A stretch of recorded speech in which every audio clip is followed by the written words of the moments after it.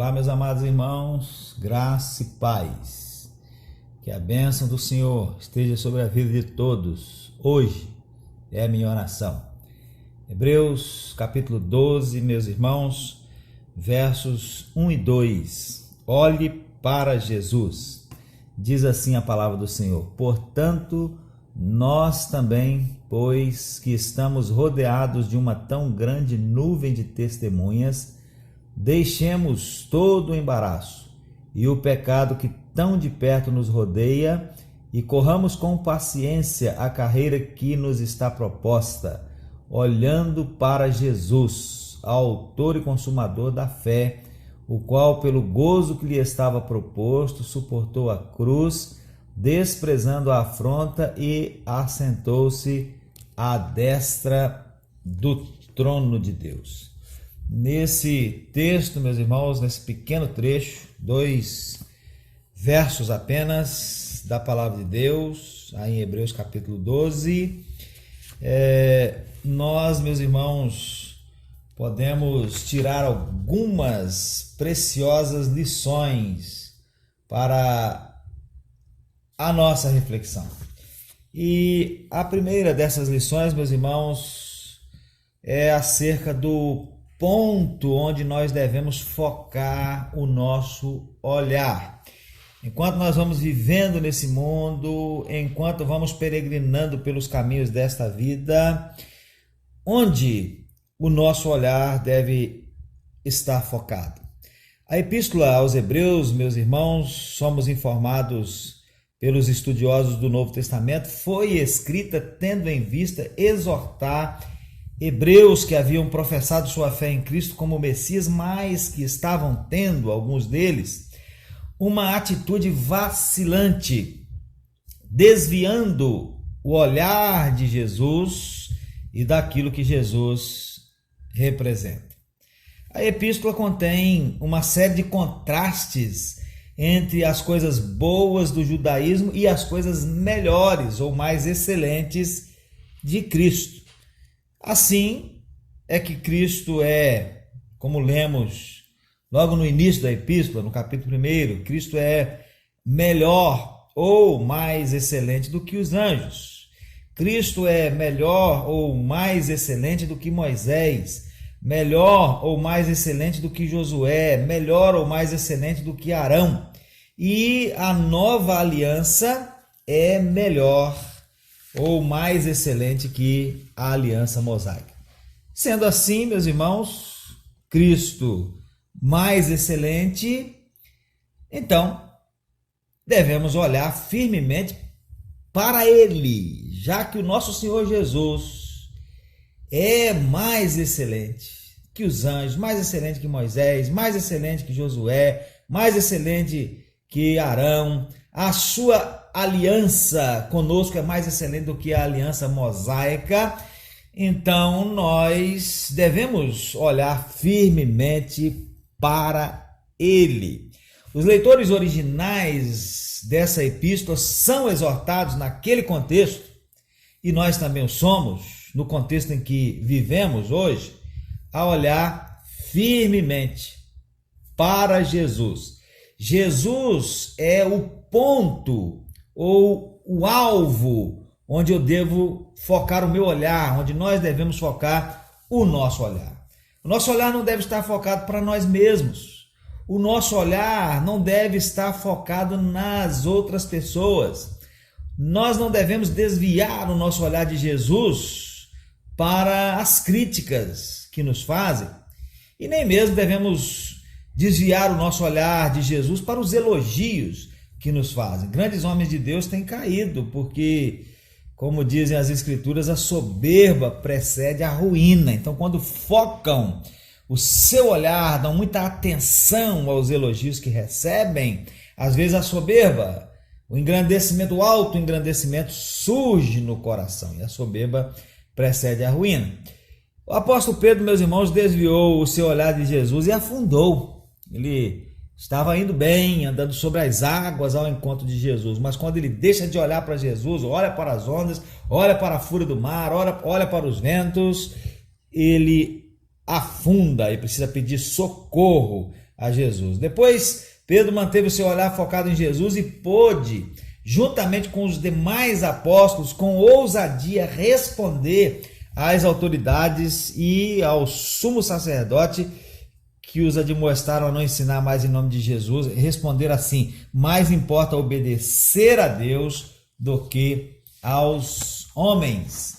Então, aí está o ponto onde nós devemos focar o nosso olhar, é Jesus. Nós estamos vivendo numa situação terrível de pandemia, mundo inteiro. E muitas das vezes, meus irmãos, nós ficamos extremamente ansiosos. E uma das razões é porque, às vezes, nós focamos o nosso olhar na enfermidade, focamos o nosso olhar naqueles que estão ficando doentes, naqueles que estão morrendo, nas notícias que vemos na TV, mas devemos, meus irmãos, não é que nós não vamos nos preocupar nada com essa enfermidade, temos que nos preocupar, né? Pelo menos até o ponto de nós tomarmos as providências necessárias, as precauções necessárias, mas o nosso olhar deve estar focado em Jesus. Então, a primeira coisa que a gente vê aí no texto que serve de lição para nós. Segunda coisa que nós podemos olhar aí no texto, meus irmãos, e que edifica as nossas vidas, serve de lição para nós, acerca do estímulo advindo do testemunho que tiveram de pessoas que tiveram o seu olhar focado. Lá no capítulo 11, meus irmãos, nós temos a relação dessas pessoas que tiveram o seu olhar focado em Deus, o seu olhar focado na aliança que fizeram com Deus, o seu olhar focado nas promessas de Deus para as suas vidas. São histórias de fé. E histórias de fé, meus irmãos, nos estimulam. E nós temos muitas dessas histórias nas Sagradas Escrituras e também fora dela, na história do povo de Deus. E aqui no texto nós temos pessoas, no capítulo 11, que nos estimulam porque tiveram seu olhar focado na promessa de Deus para eles e viveram pela fé. E é interessante a gente notar, meus irmãos, que esse viver pela fé destes que são alistados aqui no capítulo 11 e que nos são testemunhas, foi um viver pela fé diferente do viver pela fé de muitos dos dias atuais. Para muitos dos dias atuais, quem foi trasladado para não ver a morte teve fé ou viveu pela fé. Para muitos dos dias atuais, quem teve filho, mesmo sendo estéril, esse é alguém que teve fé ou viveu pela fé. Quem venceu reinos, fechou a boca dos leões, apagou a força do fogo, escapou do fio da espada, pôs em fugas exércitos, ou em termos mais atuais, teve todas as suas enfermidades curadas, virou patrão, comprou carrão, mansão, avião, esse teve fé ou viveu pela fé. Mas e quem experimentou escárnios, açoites, prisões, foi apedrejado, cerrado, tentado, morto ao fio da espada e andou errante, aflito, desamparado e maltratado pelo mundo, como nós lemos aí em Hebreus no capítulo 11. E quem experimentou estas coisas, obviamente por causa de Deus. Estes, no conceito de muitos hoje, são os que não têm fé. Entretanto, aí na galeria dos heróis da fé de Hebreus 11, esses também estão listados como pessoas que viveram pela fé. Pessoas com os olhos voltados para Deus, para as promessas de Deus, para a glória de Deus, para a fidelidade a Deus, e não se dobraram, não abandonaram a sua fidelidade a Deus, mesmo diante de tanto maltrato e morte terrível. Eles não foram vencidos pela serra, eles não foram vencidos pelos açoites, eles não foram vencidos pelos escárnios. Então eles foram pessoas que tiveram fé, porque tiveram o seu olhar focado em Deus e deixaram para nós esse legado de fé, esse testemunho de fé. E nós, meus irmãos, quando nós morrermos, o que as pessoas dirão de nós? Será que nós deixaremos um testemunho que perdurará? As pessoas poderão ver, nos citar, se lembrar de nós como exemplos de fé e serem estimuladas a viverem também pela fé. Então é para nós pensarmos. E a terceira coisa que a gente vê aí no texto, meus irmãos, e que serve de lição para nós, é os obstáculos que nós precisamos vencer na nossa caminhada cristã. E tem dois tipos de obstáculos que o autor aos Hebreus coloca aí. O primeiro deles é um embaraço. E embaraço, meus irmãos, é um peso, algo que nos atrasa na caminhada cristã, mas que não é pecaminoso em si mesmo. Embaraço, peso, agente atrasador, pode ser, por exemplo, um veículo novo que você comprou e que agora leva você para outras bandas. Não leva você para a igreja, não leva você para fazer a obra de Deus, está levando você para outras bandas, para as diversões apenas. Então isso é um embaraço. Embaraço pode ser um título em um local de lazer, onde você vai agora todos os finais de semana, sumiu da igreja. Embaraço pode ser uma propriedade, pode ser dinheiro, pode ser amor ao conforto, pode ser uma pessoa de quem você gosta, pode ser uma pessoa de quem você não gosta, enfim, é qualquer coisa que atrapalhe. Talvez você não possa se livrar de algumas dessas coisas, mas pode não deixar que elas lhe sirvam de embaraço. Vença o embaraço. E segundo obstáculo, meus irmãos, colocado aí no texto, é o pecado. O embaraço pode não ser pecaminoso em si mesmo, mas o pecado é pecado, né? O pecado que tão de perto nos rodeia ou tenazmente nos assedia. Talvez aqui, meus irmãos, se refira ao pecado em geral, mas sempre há aquele pecado que nos perturba mais, que nos atrai mais. Qual é o pecado que lhe perturba mais? Qual é o pecado que lhe atrai mais?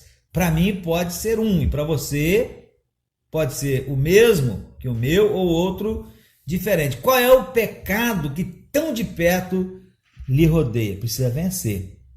Temos que deixar todo embaraço e todo pecado que tão de perto nos rodeia. Então hoje, meus irmãos, Deus, pela sua palavra, por esse pequeno trecho, está nos dizendo que nós somos dele. E se nós somos dele, há uma carreira que precisamos seguir. Carreira esta proposta por ele mesmo. Mas para seguir esta carreira, nós temos que deixar todo o embaraço, deixar o pecado que tão de perto nos rodeia e seguir olhando para ninguém menos e ninguém mais do que Jesus. Se não fizermos isso, quando chegarmos diante de Deus, vamos dar a Ele uma diversidade de razões porque não corremos a carreira que Ele nos propôs. Tenho certeza que vamos fazer isso. Eu não agi dessa forma por essa razão, por aquele motivo. Olha, a culpa não foi minha, a culpa foi do fulano, a culpa foi daquela igreja. Nós vamos dar uma diversidade de razões. Vamos tornar evidentes muitas situações ou pessoas para as quais ficamos olhando ao invés de corrermos a carreira. E a resposta, meus irmãos, que nós vamos ouvir é que Ele não nos mandou olhar para nada disso. Jesus não nos mandou olhar para nada disso. Ele nos mandou olhar para Ele, olhar para Jesus. Então, meu irmão, olhe para Jesus. Somente para Jesus. E siga adiante na carreira que Deus lhe propôs. Lembrando que no dia que você estiver diante de Deus para prestar contas, não tem desculpa nenhuma que você vai poder dar. Senhor, eu não fiz, eu não vivi dessa forma, eu não agi assim, por causa disso, daquilo, mais aquilo, por causa de pessoas, a culpa não é minha. Jesus vai dizer assim, mas eu mandei você olhar para essas coisas? Não. Olhando para Jesus. Então, olhe para Jesus. Essa é a nossa reflexão de hoje. Olhe para Jesus. Esqueça as outras coisas. Para de olhar para as outras coisas que têm lhe atrapalhado e comece a olhar para Jesus e siga firmemente na carreira que Deus lhe propôs. Que Deus abençoe sua vida e o Espírito aplique a palavra ao seu coração. Amém.